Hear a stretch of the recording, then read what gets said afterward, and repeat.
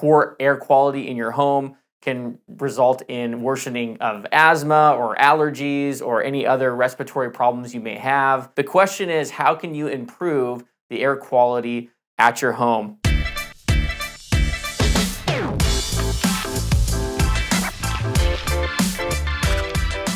Welcome to another episode of North Idaho Home Hunter Home Maintenance Edition. And this is something that I probably personally haven't thought a ton of, but my wife probably has thought a lot about because she does a lot of these things anyways. Have you ever considered the quality of the air inside of your house and how that may be affecting your health? Poor air quality in your home can result in worsening of asthma or allergies or any other respiratory problems you may have. There's certain things within your home that cause poor air quality, like molds, dust, dander. Acronym that I learned about was VOC. Make sure I get this right. Volatile organic compounds. That's a new one for me, but that is pretty much stuff that you can get in your air with pesticides or cleaners or other things, paints that you may have in the area that is going to be polluting the air quality in your home. So it's something to think about because I don't know if we all usually hang out inside,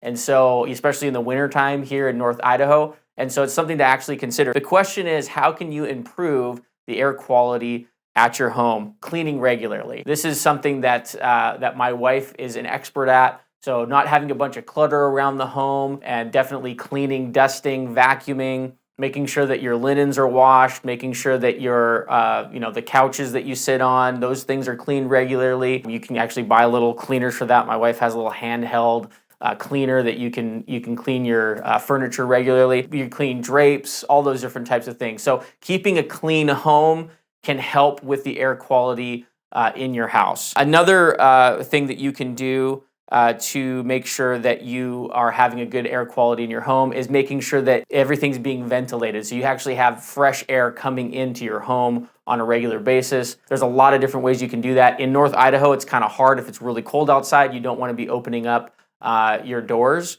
and letting a lot of the air in because the air is cold. Definitely in the summer times, you can open up the windows, open up the doors, get some clean air in. We actually purchased a whole house fan, which allows our home to be cooled down in the evenings a lot faster, and that pulls a lot of the air from the outside inside the home. So you may even want to look at that. That's a good option as well. If you can't do opening up the windows and the doors in the wintertime, maybe you can actually consider an air filtration system. I worked for an HVAC company and they actually sold those.